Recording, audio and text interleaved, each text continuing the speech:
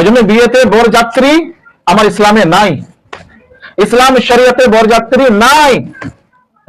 বলেন কোন মৌলানা আর কোন হাফিজ সাহেব আর কোন মুফতি সাহেব কোন ফালানা সাহেব ঢমকানা সাহেব কে বলেছে? আজ পর্যন্ত কারোর বয়ানও শুনেছেন যে বরযাত্রী যাওয়া হচ্ছে ফরজ, বরযাত্রী যাওয়া হচ্ছে ওয়াজিব, আর বরযাত্রী যাওয়া হচ্ছে সুন্নাত। বরযাত্রী না গেলে গুনাহ হবে, বরযাত্রী না গেলে ওয়াজিব ছুটে যাবে, নামাজ হবে না।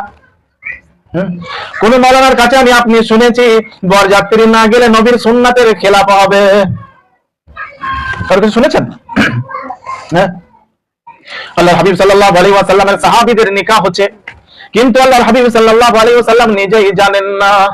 সাহাবাদের বিয়ে হচ্ছে, নবী পাক সাল্লাল্লাহু আলাইহি ওয়াসাল্লামের আগা পেছাতে পেছনে ডান দিকে বাঁ দিকে আছেন, নামাজ জোহর আসর মাগরিব ইশা ফজরে রয়েছেন, কিন্তু আল্লাহ সাল্লাল্লাহু আলাইহি ওয়াসাল্লাম নিকাহ হয়েছে সে সাহাবীর খবর জানেন না।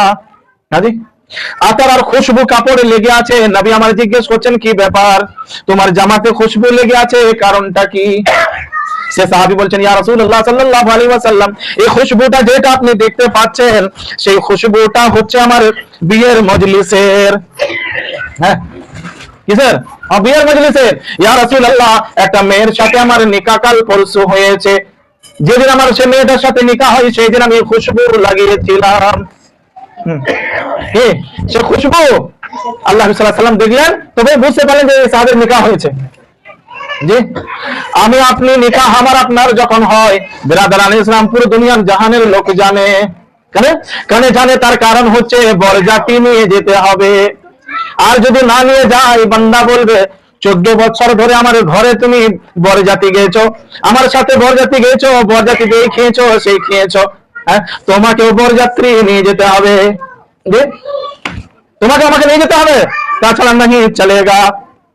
ওইদিকে বিয়ের ঘর থেকে খবর আসবে জানাবে আলী এই বিয়ে হলো। কি হলো বিআই সাহেব?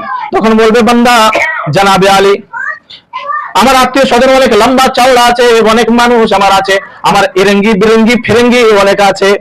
হ্যাঁ, তার কারণ হচ্ছে আমার 150টা বরযাত্রী হবে, তাছাড়া হবে না। এধার ওধার গোটাগুটি লুঙ্গি টানাটানি গামছা হিচড়া হাচড়িতে ওই 150টা, এটাই হলো আমার ফাইনাল, নাইলে বিয়ে হবে না। বুঝতে গেছে না ভাই? এটা লাস্ট কাহিনী, গামছা টানাটানি হবে, লুঙ্গি ধরাধরি খিচাখিচি।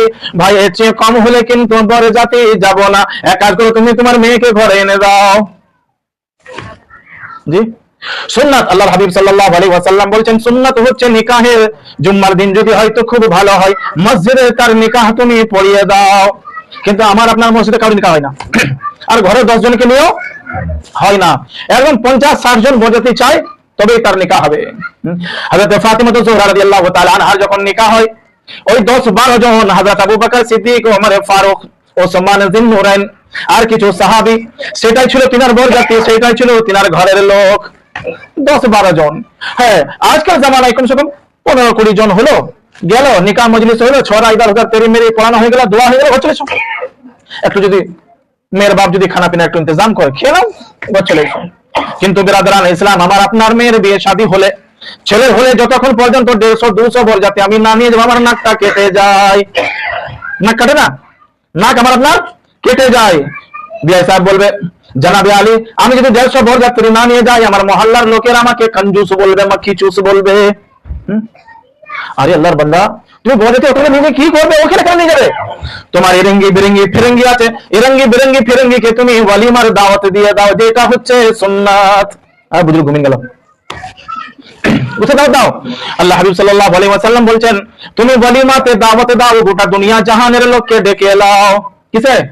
ওয়ালিমাতে, বরযাত্রীতে না।